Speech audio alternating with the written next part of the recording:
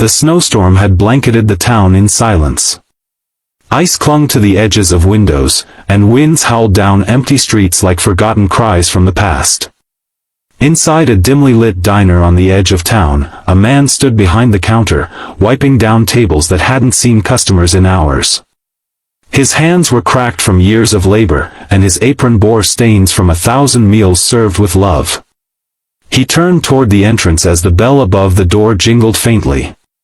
And there they were, two shivering children, soaked, starving, and scared, faces pressed against the glass like ghosts of poverty. That moment would change everything.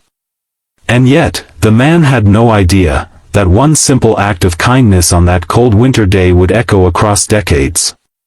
22 years later, a glistening black Rolls-Royce would pull up in front of that very same hotel, no longer a rundown diner, but a place of healing, warmth, and legacy. What happened in between is a story of pain, sacrifice, and redemption that you will never forget.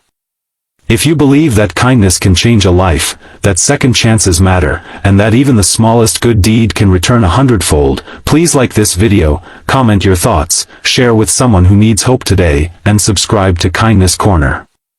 Let's spread the power of compassion together. James Whittaker never planned on staying in that town. He had dreams once, of becoming a chef in a bustling city, of owning a cozy restaurant where music floated through the air like laughter. But life had different plans. After his mother passed and his younger sister fell into addiction, James dropped everything to care for his baby niece. With bills piling up and his dreams slipping further away each day, he took a job as a waiter and cook at a worn-down roadside diner.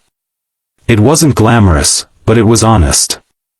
And in a town where faces passed like fog, James's presence became a quiet anchor, someone who remembered names, who listened without judgment, and who served not just food, but dignity.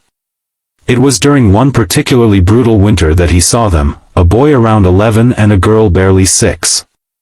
They huddled together outside the diner door, clothes thin and torn, eyes wide with the kind of fear only abandonment can teach. James felt something pierce through him, not pity, but recognition.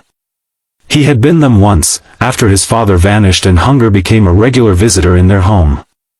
Without a second thought, he opened the door, waved them in, and set down 2 bowls of soup so hot they made the windows steam. He didn't ask for their names, didn't press with questions. He simply said, "Eat. You're safe here." The boy, cautious at first, broke a piece of bread and handed half to his sister. Her tiny hands trembled as she clutched the spoon. James watched from a distance, eyes moistening. Over the next hour, the children devoured the food, their silence speaking louder than words. James packed up extra sandwiches, slipped a 20 into the bag, and told them they could come by any time. They never did. That night, he waited until closing, staring at the door every few minutes. But the next morning, and the morning after that, they were gone.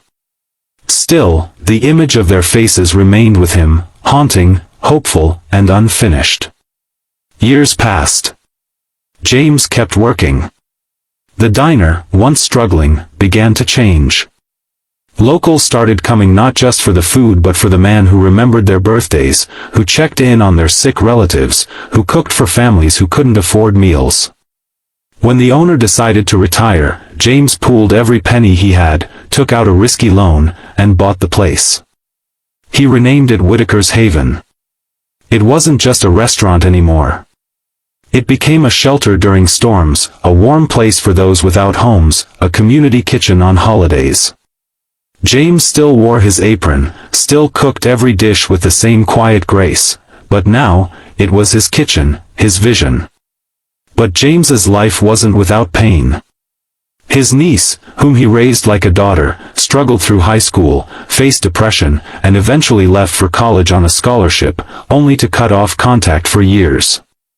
He never stopped writing to her. Every birthday, every Christmas, he sent a letter and a gift, praying she was okay.